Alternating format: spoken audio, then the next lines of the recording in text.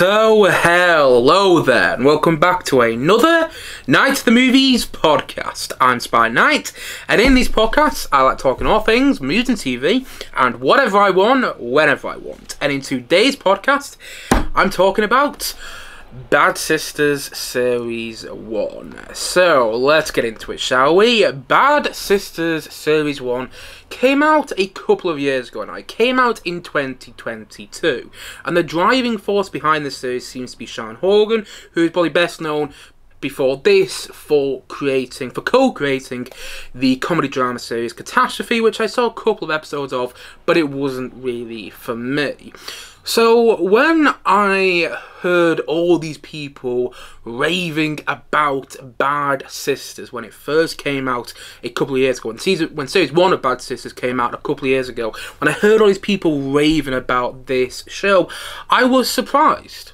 I don't know why, but I was surprised about it because I'd seen the trailer for the show and it didn't really look interesting to me.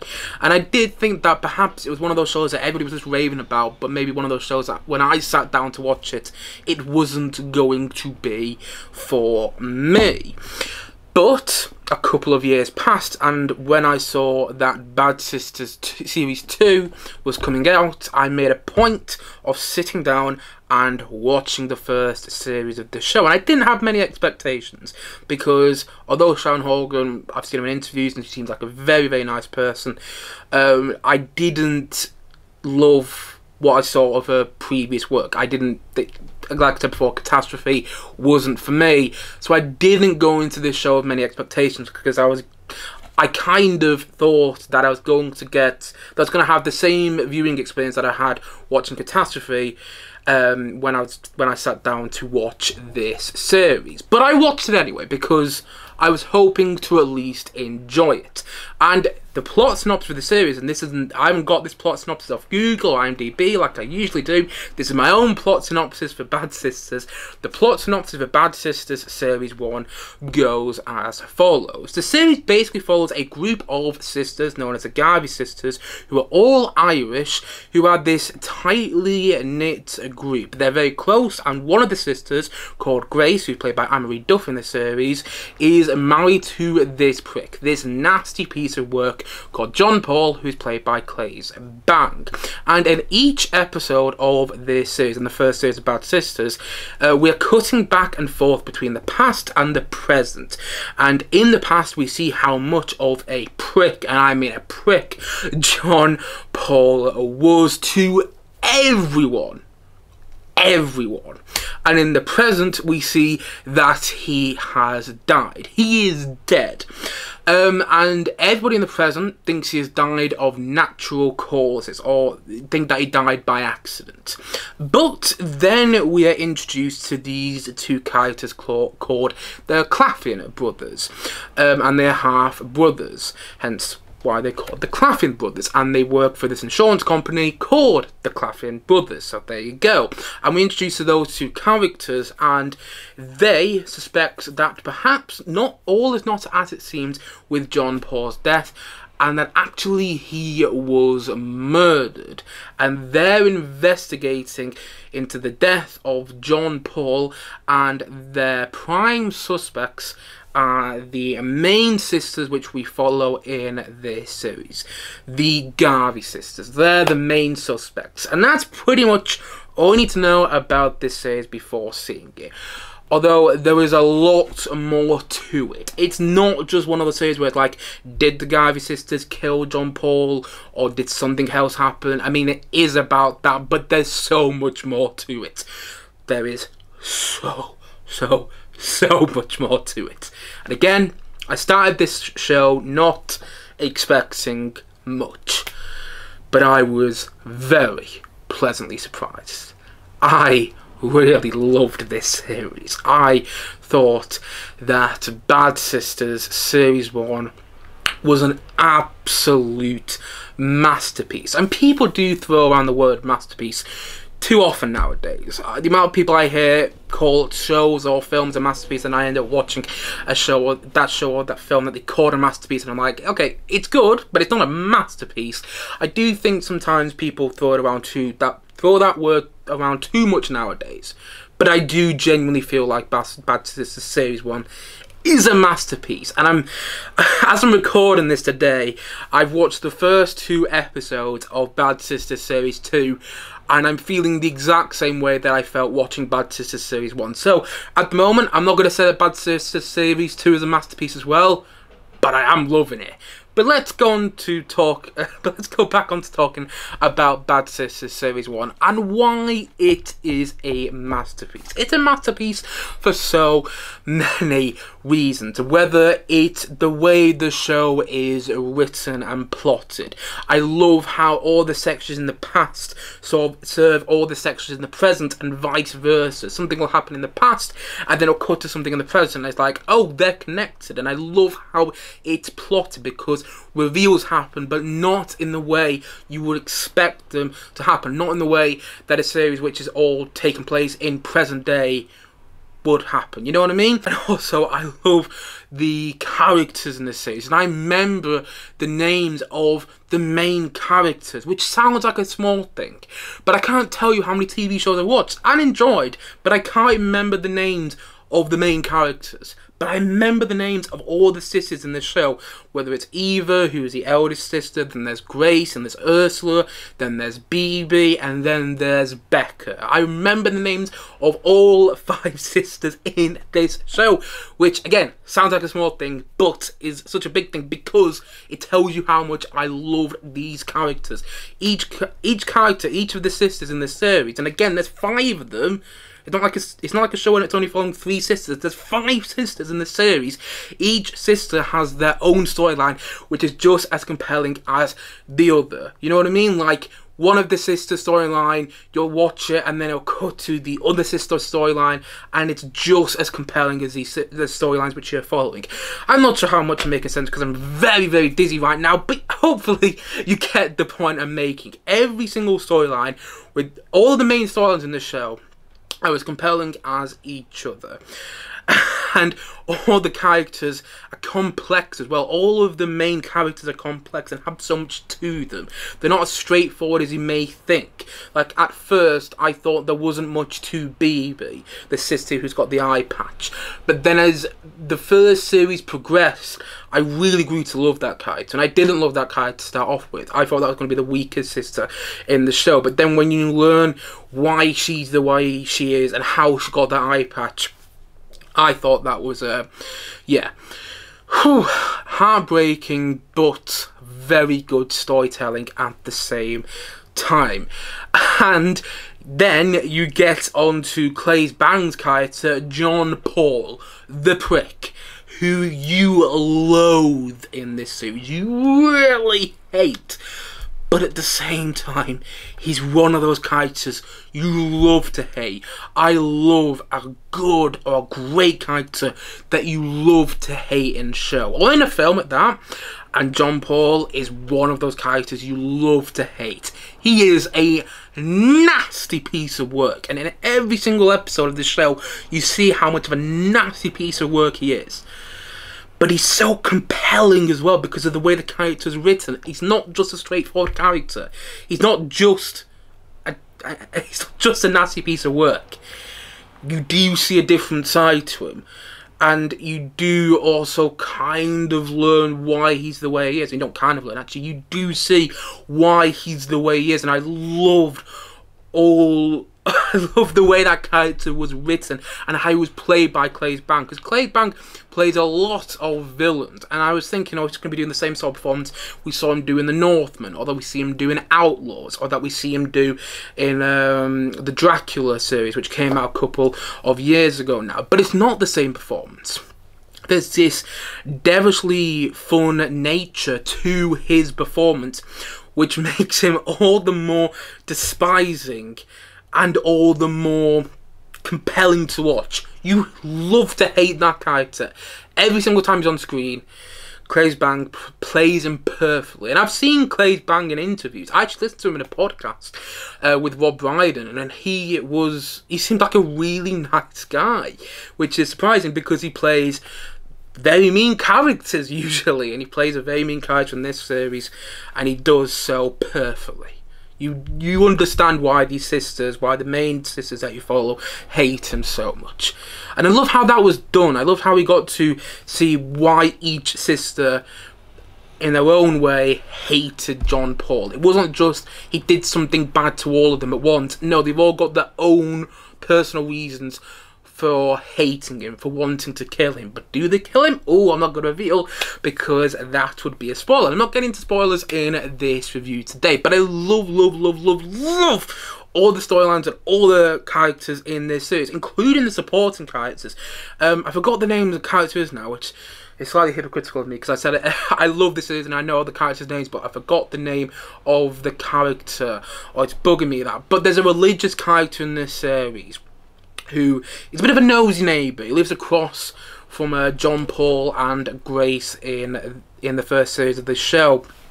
And his storyline, you don't think it's going to amount to much, but it's heartbreaking and tragic. And I'm not going to go into too many details, but I like how they're continuing his storyline into series 2, because I think it makes a lot of sense. And there's so many great characters in this show. Oh, but it's at the centre of all of the characters is this group of sisters which you really care about, and that's the genius thing about this series. These sisters may have committed a crime. In fact, we see in the series that these sisters that we're following are not innocent. I'm not saying they committed a crime, I'm not getting any spoilers, but they're not innocent. That's all I'm going to say. But you want them to get away with it. You want them to not be caught by the Claflin brothers. But at the same time, the more the series goes on, you see that the Claflin brothers are not bad guys. Yeah, they're investigating the murder. They want to take down the sisters. So in a way, they are the antagonists in this series, but they're also not. The antagonist is really John Paul. Pardon me.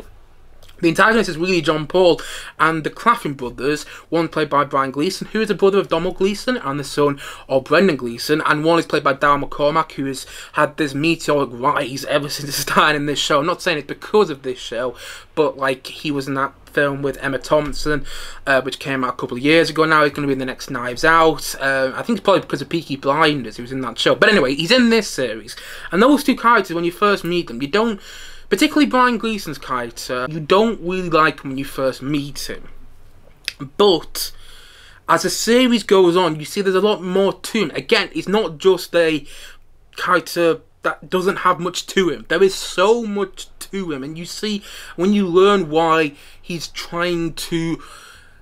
When you learn why he's investigating John Paul's murder, it makes sense, and you, as the series goes on, you grow to care about the Claflin brothers, and you shouldn't really. You should be against them, but the genius of the series is you want the sisters to get away with the things they have done because they are not innocent, but you still want them to get away with it.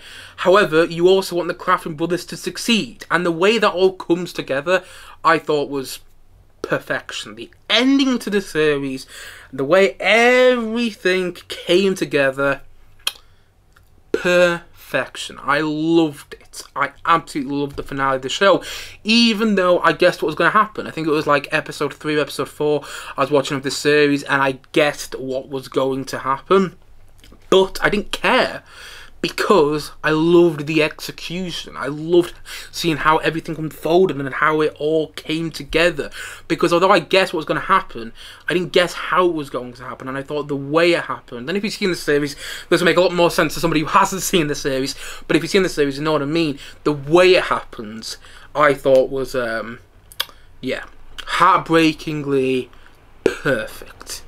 Just perfect. And this is a heartbreaking show, but it's a black comedy. You know, it's in the same sort of vein as the Fargo TV show, which I also love. Well, I mostly love. I didn't love the series for that show, but I loved, for the most part, I've loved the Fargo TV series and the Stephen Merchant TV show, The Outlaws. It's in the same vein as those two shows. It's a black comedy. There was some dark, and I mean dark with a capital D. There are some dark and depressing moments in the series. Some moments of truly heartbreaking to watch from the first episode onwards.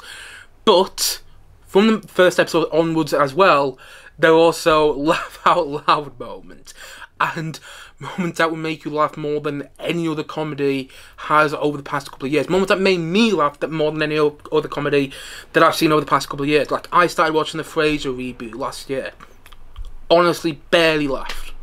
Barely laughed when I was watching that. And Frasier, the original Frasier series, I think is brilliant. I think it's one of the funniest comedies I've ever seen. But I didn't laugh when I watched the reboot. And I laughed more watching this series, which isn't a straight up comedy, it's a black comedy. I laughed more watching this series than I did watching the Frasier reboot, which is a straight up comedy. So yeah, I loved all the comedy in this series, and I loved how heartbreaking it got as well. And it's a black comedy, and when black comedies work well, they can work very well, and this series does. I love a great dark comedy. I love the Fargo TV show, mostly. I love Steve Merchant's series Outlaws. I think that's very underrated. And Claes Bang also stars in that as well. So he's in this series and he's in that series. And this is another black comedy series that is perfection alongside the other black comedy series, which I absolutely adore. And sure, when you watch this series, you can pick out nitpicky holes in certain episodes, and when you're watching the first couple episodes for the first time, you may feel that there are some things which are overdone. You know, I was watching this when I watched the series for the first time a couple of weeks ago now. I was like, that doesn't feel natural to me. But then you realise why those things were overdone. And actually, on a rewatch, they don't feel overdone. Like, I'm rewatching the series right now, and I'm rewatching the first episode. There's a couple of things where, like, that didn't feel natural. But then on the rewatch, I'm like, actually, no, it does feel natural. Now you know where everything comes. Now you know where. Now you know everything that happens. It does feel natural. It does feel natural why this character is acting this way, and why this scene was played that way. This is a series that has so much rewatch value, and I love when shows have a great rewatch value. And this series, particularly Series 1, again I can't say anything about Series 2 yet, I've only just started to watch it, but Series 1, it's got a very good rewatch value. And there's so much else that I love about the series, whether it's the way it's shot. I think it's a very well directed series, the way that it looks, because this series, as far as I know, was filmed in Ireland. I think it was filmed in Dublin, do correct me if I'm wrong. But yeah, the series was shot in Ireland, and you can tell that the scenic background in so many scenes is just glorious to look at. And I love the music and the song choices at times. I think it's so funny and so well written, and also so heartbreaking and so dark to watch, but in the way you want it to be. It's just, it's a masterpiece. I absolutely love it. And I really didn't expect to. And I'll tell you why it works more than anything. Because you believe that these main characters are sisters. Yes, they don't look totally alike, but at the same time, though, because of the central performances, and because of the dynamic, the chemistry between the actors, and because of the way it's written, well, because of the characterizations of the sisters, you totally believe that they are sisters, even though they're not in real life. You totally believe they are, because of the way it's played, and that's why it works. If you didn't believe in their bond, the show would fall on its feet instantly. But because you believe in their bond, it makes the rest of the series work wonders, as the rest of the series does. I loved every episode of this show. I can't wait to see where Series 2 goes as well, because I think they're continuing it perfectly. And yeah, as I said before, and as I'm going to say again, I think Bad Sisters Series 1 is a masterpiece for all those reasons I've mentioned in this review today. And so, yeah, all in all, I'm going to say that Bad Sisters Series 1, I'm going to say it's a 10 out of 10. No notes from me on this series. No notes. This might be the first 10 out of 10 I've given on a TV show. I'm not sure, you know. Maybe it's not. Maybe maybe no, I don't think I gave it a 10 out of 10 on Outlaw Series 3. I don't think I gave it 10 out of 10 on Fargo Series 5, although I really loved those series. But Bad Sisters was such a surprise, and I know, before someone comments down below, that this series is based on a Belgium series. But I know nothing about the Belgium series. And I am glad that this was developed for English language audiences. I'm glad this English language version was developed for us to watch, because otherwise I wouldn't know this story, because it may surprise you to know I don't watch many Belgian TV shows because I just don't have access to them.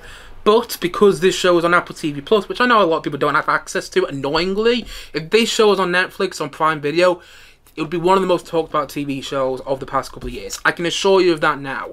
But because it's on Apple TV Plus, and not everybody has Apple TV Plus, annoyingly, then it's not got as many. It's not accessible to as many people. But it was accessible to me, and because it was accessible to me, I now got to experience this story, which I wouldn't have if it was just if only the Belgian version exists.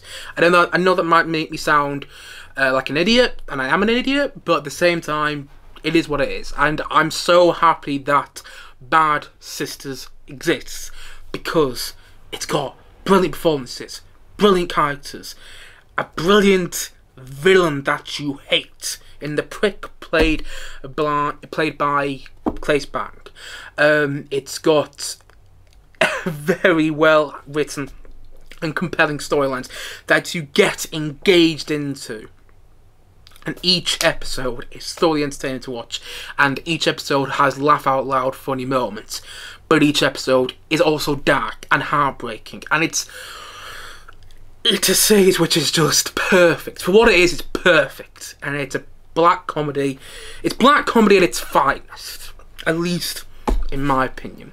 And as I said before, and as I'm going to say once more in this podcast today, I think Bad Sisters Series 1 is a masterpiece, and that is why I'm going to give it once again a 10 out of 10 from me.